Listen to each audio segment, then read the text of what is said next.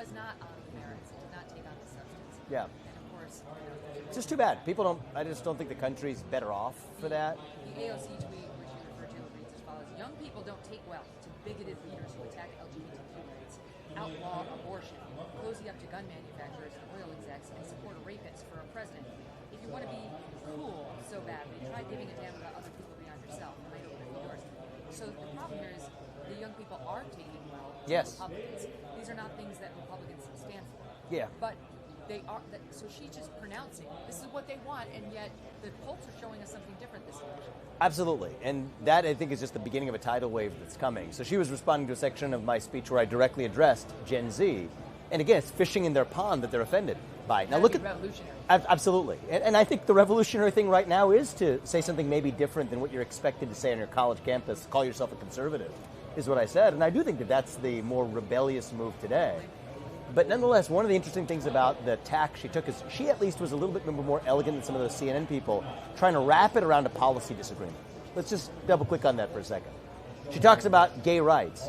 This is the Republican platform right now. Is the Republican platform as it exists today at this convention is not opposed to gay marriage. No. She points to abortion, women and their bodies. Literally, this is said, it is not a federal issue. Donald Trump, to myself when I ran for president, to now the Republican Party, opposes a federal ban on abortion. So part of their strategy now, Megyn, seems to be there's only 4 months left on the election, until the election. Just tell the voters something other than the Republican policies, because the actual Republican policy platform is quite appealing to most Americans. So we can't compete on that. Just assume for the next 4 months we can tell them the Republican platform is something that is other than what it actually is, and maybe most voters won't notice. And it might be their best bet, actually. If you think about it, winning on the merits in this short of a time with the numbers looking like what they are, instead, people get their news from different places. Just bet on the fact that enough Americans are going to think that Republicans support a federal ban. Kamala Harris and Joe Biden have both said Donald Trump would sign a federal ban. That's false. In fact, he's taken heat from Republicans for saying that he's opposed to a federal ban. That's right. But their strategy now seems to be less on the merits and even less on the histrionics. It's one of the forks in the road for Biden, which I can come back to in a second. But the remaining strategy is just lie about what the Republicans actually believe and then just hope the voters don't notice between now and November. I definitely want to talk about what's happening with Biden. There's something breaking in that, which I will get to in a second. But I have to ask you, J.D. Vance is the big speaker tonight. Yes. He was the pick. I know you were in favor of it. I think this guy is absolutely just delightful. He's a good man. I said yesterday, I have a soft spot in my heart for him. You've known him for a long time. Did not realize you were at Yale Law School. It seemed to me. We were classmates. You know, what, funny enough is we actually grew up, so I grew up in Southwest Ohio, where I lived till kindergarten was probably 10, 15 minutes from where he grew up. Middletown? As well. So he was in Middletown, I was in Westchester, in Butler County, right there in Southwest Ohio. So I moved to Evendale, which is 10 minutes away. But we grew up in the same part of Southwest Ohio, went to Yale Law School. We only met when we were classmates in law school. I didn't know he was a conservative, and he, I don't think, knew quite the same about me. We used to watch Bengals games because we were both from there. We were the lone students who were... Long-suffering Bengals. They were, I know. So we were toiling in dive bars in New Haven watching like a pretty terrible football team at the time. But So what was your impression of him back then? you know, he was smart guy, of course. I mean, he's surrounded by a lot of smart people, but he was earnest, actually. He was sincere. And one of the things that's been true about my relationship with him, even dating back to then, but all the way back to even this Monday. With this Monday morning, we were having text message exchanges before he even formally knew he was vice president. Yeah, they just revealed. He just found out like a half an hour before. Oh, yeah, absolutely. Like, literally that morning, it seemed to me like it was going to be him, so I congratulated him. He's like, well, I don't know that it's going to be me. Yeah, but what I was going to say is, even in that, even recently, it's been this case for a decade now, we agree on most things, but we actually spend a lot of time on areas where we disagree. JD and I have some differences in our views for the correct policy, the correct direction for America First. And I think those are interesting. But what I love about my relationship with him is he's really intellectually interested and he's open-minded. And I think he has pushed me to think about things differently than I would have. And I'd like to say the same in return. And I think that says something about him as the kind of leader he's going to be. And we need more of that. Oh, absolutely. Yeah, he doesn't care about these. He doesn't care so much about these silly partisan boundaries versus actually having an independent vision for America is pretty unique in politics. The one downside of picking him is that leaves an open Senate seat that the Republicans controlled in Ohio, Republican governor in Ohio, Mike DeWine. Now the quick 411 is he's not going to pick. He's not going to pick him. He's more of an establishment guy. He's not going to want something like an America First guy there. No offense to you. I think that's a smart Less even about Governor DeWine, who I haven't had any conversations with about myself. I'm reflecting on keeping a really open mind into what's the right way to drive impact in the country in the next chapter. As you well know, one of my top passions is to dismantle bureaucracy, dismantle the administrative state. There's definitely an executive angle there, foremost, but there's also a legislative angle to be able to really pave the way for that. And one of the things I thought was outstanding about JD in the Senate is he did have a clear-eyed view and vision for the country, and he was smart and energetic and willing to engage with people who disagreed with him on some things, but to be able to still find common ground on others. We need more people like that in politics. But if asked, I would have to consider it, right? If asked, I would have to consider it. If I was, imagine being a senator, I would have run for Senate. There were two opportunities I had to do it, potentially in Ohio in 22 and 24. I chose not to. That being said, in the moment we live in, I think this is a historic moment to really revive the country, and we've got to each ask ourselves, how are we going to maximally have an impact and play a role in doing it? So if asked, I would definitely consider it, but I would also want to have a serious conversation with President Trump about what the right way would be. You're a local boy, they all love you, like your name recognition's never been greater, it's President Trump's party, you have to at least consider. So see, I'll be respectful of his ability to make his decision, and if asked, I would consider it, but I would also have to make mine. Yeah, you got a lot going on. We know this. You have your businesses to run as well. Okay, I want to get to this news on Biden's possibly stepping down. It hasn't died, this push to get him to step aside. It got quieted down a little bit away from what happened to Trump. But today, Representative Adam Schiff is out via the LA Times saying Biden needs to go. Yeah. Schiff says, quote, that Biden has been one of the most consequential presidents in our nation's history, and his life after service as a senator, vice president, and house president could be better. But our nation is at a crossroads. A second Trump presidency will undermine the very foundation of our democracy, and I'm serious concern about whether the president can defeat Donald Trump in November. He said the choice to withdraw from the campaign is Joe Biden's alone, but he believes it's time to pass the torch and float to secure his legacy of leadership by allowing another Democrat to beat Trump. The calls are resuming in earnest. What's going to happen over there? Well, I think they're not only resuming, I think they have an even more powerful case. Because before it rested on, and I say this as somebody who has been saying for a long time that Biden is unlikely to be the nominee, even back when this was in supposed conspiratorial land. Yeah, we might have talked about it. But regardless, right now it's become mainstreamed by the debate performance. But then that's the argument that, it's just one night, and is it a matter of comparing performances at this NATO summit versus that debate? And that's a relatively thin basis, but there's actually something deeper now that's played out in the last week, which is that after Saturday's tragic event, and it was a tragedy, but it was a near national tragedy by a breadth of centimeters, what we've learned is Biden now says that we need to tone down the political rhetoric, and yet his entire campaign message is about how Donald Trump is a threat to democracy with all the histrionics to go around him. So he's at a fork in the road. Either he's violating his own pledge to dial down political rhetoric, or he does not have a message left. Neither one ends in a good place for Biden, neither of which ends in a good place for the Democratic Party. So I think that has strengthened the case amongst Democrats, I'm saying, even in a deeper way, to say this is a man who's not only suffering from cognitive impairment, but more importantly, he lacks any case or message, because the entire case he's been making against Donald Trump is now one that he has himself, if he sticks to his own principles, has to advocate. So the question is, there's all kinds of mechanical issues. We could get into that. It's kind of boring as to why they might face some difficulties if they swap Biden out. They may be relevant. But I personally believe that they were not in a rush before the Republican convention. They wanted this to play out, let the VP nomination play out, let the celebratory convention. The Democratic machine. The Democratic machine wanted to let this, the collective machine, largely populated by detractors, but the Democratic machine that's hopeful to eventually nudge him to one side, didn't see a particular rush to do that before this convention. Think about it in terms of business terms. You give the other side more information, they're able to make a better play. Instead, if you withhold your information until this time you have your own convention, I think what they're trying to set up for, and it's not some person in a smoke-filled back room, but I think the collective incentives are for them to wait till August. You're within then a couple months of the election. There's always going to be a honeymoon phase when there's a new candidate.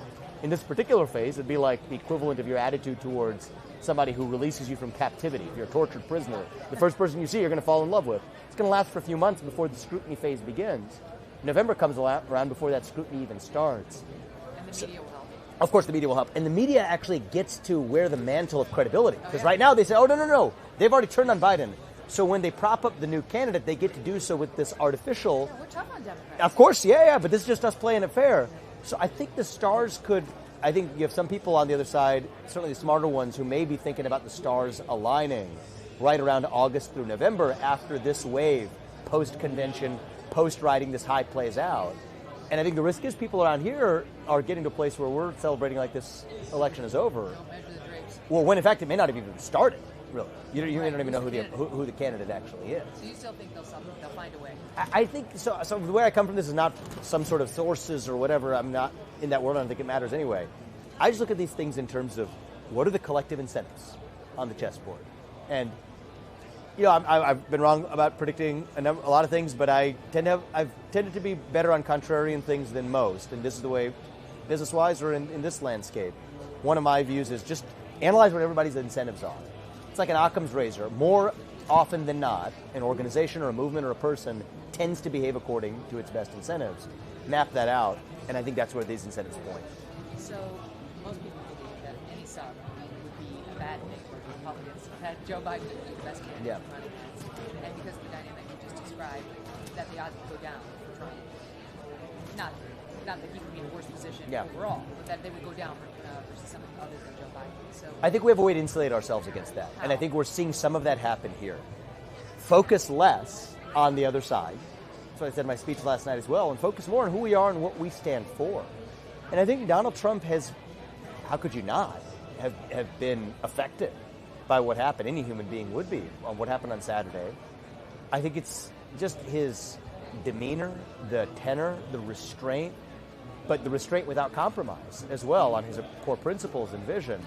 I think set up for, I think what we're going to see in the next couple of days here, certainly on Thursday night, for a message that says, you know what, Joe Biden said he was going to unite the country. So did a lot of other presidents. It hasn't happened yet. But I, in my second term, am going to be the one who actually unites this country, not through words, but through action. And in that way, whoever they put up, right, it takes the deflation, takes the air out of it. It deflates the air in their balloon before it could take off, because there's really no space to claim them. They're going to be the ones for a message of national unity. For somebody who just gets trotted out in August, it starts to look more artificial and cynical, which is what it will be. That's our way to do this. Who's big on abortion, but as you point out, Trump's already kind of taken a lot of the air out of that Oh my. balloon. And Look a at the lot of heat he leaders- took even at this convention, right? Yes, That's of course. credible for the general election And by audience. the way, it's completely the right policy to not have a federal abortion ban. And once you can see that that's impossible, that the Democrats will just make it a federal abortion free-for-all when they have power again, I'd agree with that. But Absolutely. anyway, the other possible name we hear, of course, in many circles is Gavin Newsom, who literally yesterday, you saw what he did. I didn't see what he did yesterday, but I'm laughing for He different. signed into law legislation that will make it impossible for any school to ban secrets between teachers and the children when it comes to gender transition. So some of the more conservative districts in California, Of course, yeah. it's not appropriate if a kid goes by a girl but he's actually a boy, that you keep that No, I'm secret familiar, from parents. yeah. And he just made that an impossibility, saying we will keep the secret. And social transitioning is very hard to undo. Once they go down that path, they almost never come back. I don't think it can be Gavin. Gavin's playing for 2028. I think that seems pretty clear to me. I think he understands correctly. He's a smart guy. He understands that it couldn't possibly be this time because they have the Kamala Harris albatross issue, right? So if you make your vice presidential nominee based on race and gender, and don't take it from me or anybody else, that's literally what the Democrats were saying. The Democratic machine, from even fellow contenders, say this is our moment to put a woman of color on the ticket. Not my words, theirs. That's how Biden became the nominee. That's exactly how Kamala Harris then he made good on the promise. So that's just hard fact. But when that was their basis for appointing her, it makes it very difficult to pass her over unless it's for a candidate who checks the same boxes. And I come back to the collective incentives. If you're going to take your one shot, you're going to take the best option you possibly have. Somebody who checks those same boxes, and Gavin Newsom doesn't do that. I have some ideas on who might, but I think that Gavin Newsom's playing for 2028. Michelle Obama. Yes, I know you mentioned that. Yeah. We have to talk She doesn't want to, but that assumes the wrong way. It's the San Antonio Spurs, a sort of upside down, distorted version of it. Stop. I mean, people understand this, though. All I had was that Bengals comment. Okay, got it. So the San Antonio Spurs are famous for it doesn't matter who the player is on the court. The coach, Greg Popovich, said it was a machine that ran, right? So it didn't matter who the point guard was. It didn't matter who the center was. The machine still worked. And so that's my point about how the modern Democratic Party works. Then why do they need her? Because it's, for the public, they still need it, right? They need it for their own ideology tethered to race and gender, and they believe they need to take the best shot they possibly can in one final burst of energy. Well, I'm sure she hates it. I think that, that makes her slightly more sympathetic. I think most people will truthfully see that this is a person who doesn't want to do it. So there's all kinds of logistical reasons why that's about as crazy of a thing to say today as it would have been for us to say that Biden was going to be ousted as the nominee a year ago, as I was saying. So we'll see. I don't know if I'm right about that specific prediction, but just understand the incentives are for the Democrats to let all of this pass, take their best shot. And what's the lesson for us? Two things. One is complacency is not an option. Why am I saying all of this? I'm saying all of this to warn people, you got to play like you're behind or else you soon will be. And number two is forget the other side. Actually, even in this conversation, as soon as when it comes to convention or our own vision, this is our chance to define who we are and what we stand for. So why are we going to waste our own mental bandwidth focusing on what the other side is going to do when we have a historic opportunity to do an even better job of defining how we're going to actually shut down the deep state, how we're going to end illegal immigration, how we're going to revive the economy. And by the way, those two things would automatically accomplish that. Go deep on that. Run to something rather than from something. And then I think we're good no matter who they put up. And that's where I want to be. Bring up somebody else. This is just breaking. Okay. Program of Fox News. Fox is told that indeed Senator Chuck Schumer was starting to show with this news that he had met with Biden and he urged him to step aside. Okay. This is not yet out there in all of the reporting, but our friends from the Rufus program who are Republican operatives, but they were in Republican politics, reported it. Fox has told Schumer pushed the DNC to delay its virtual roll call of its presidential nominee set for August 7th. Huh. Moreover, Fox has told Schumer and Hakeem Jeffries, both spoke to agree to make a push that the DNC delay the ballot. So they don't. It's begun. It was supposed to happen on August 7th. It's not going to happen. Yeah, it's begun. They need more time. Now, I think they want to wait to do this at the convention. I think it will have a dramatic flair. Later the better. I think they can't do it much later than that. But the later the better because, that's 2.5 months from the time of the election. You're still in the honeymoon phase. And so it's, again, when I say that they want this, it's not that I'm implying that there are 4 or 5 actors in the smoke-filled room that are this carefully plotted out. It looks like chaos because it is chaos. But the chaos has a direction to it. It's not just all entropy. They're not willingly just lose the House, the Senate, and the White House. You find that really hard to believe. And the people who, butter the bread, the providers of the mother's milk of politics, money, are now having a significant view on this as well. One of the things that the donations dried up. Absolutely. The left used to be the ones that said that we want to keep mega money out of politics. They're actually the party that is far more controlled by mega money than even the Republican Party is today. But with that fact being what it is, I just have a hard time seeing they're going to put up a not only mentally frail candidate, but by demonstrably the weakest candidate without a message. And so I just think we have to be alert to that so that we don't fall into an otherwise trap that's been laid for us. So the Republicans are getting richer by the moment. There was an announcement yesterday that Elon Musk is going to donate $45 million a month to helping Trump get reelected. So we'll watch it. We'll watch it all. Great to see you. Good seeing you. Can't wait to watch JD Vance tonight, and we'll report on how that went tomorrow. First up, anyone living everyday I have really missing out. What would you like to do if you felt that? The answer is likely a lot. That's all I'm saying about the weekend. It's a 100% drug-free supplement that helps your body fight.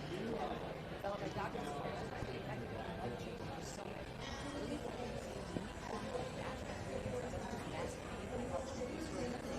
in about 3 weeks, you'll know if it's working. Back at anyway. If you want to look better, feel better, give Back a try. Back.com, call 1-800-4-SAVE. 1-800-4. Here's to less missing out and more living life.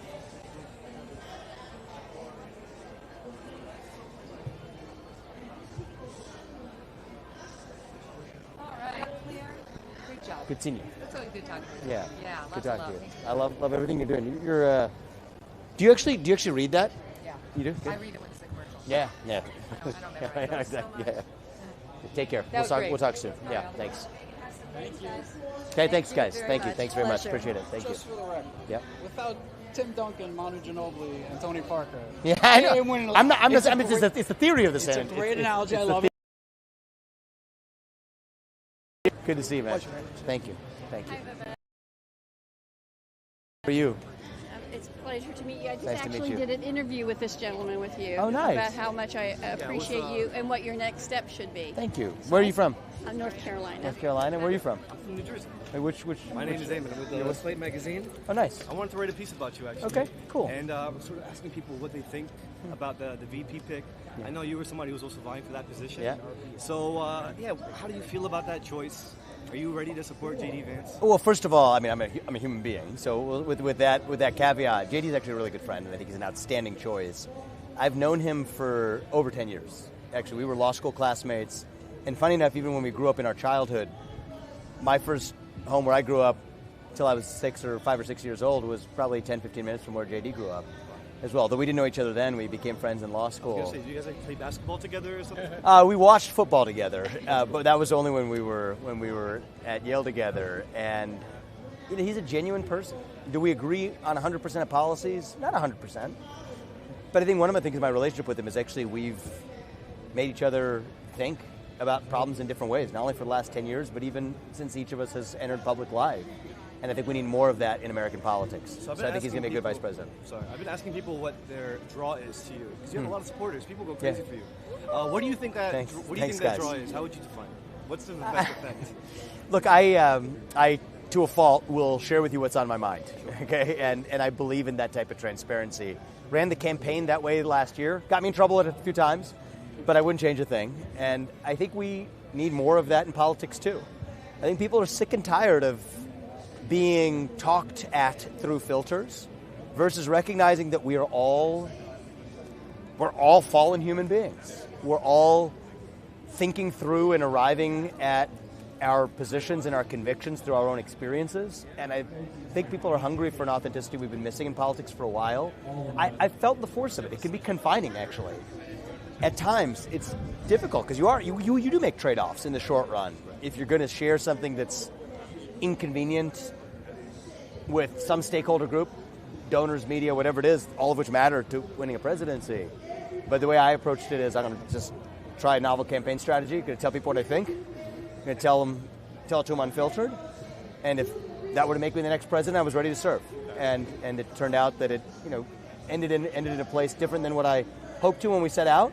But I'm proud of what we achieved. And it also gave me a renewed sense of purpose to make sure that I'll just say I'm not going anywhere. We're here to stay. Last question, because I'm holding everybody up. Thank you. On the human side, just take a second to look around. Look at what happened just after 3 seconds of stepping outside.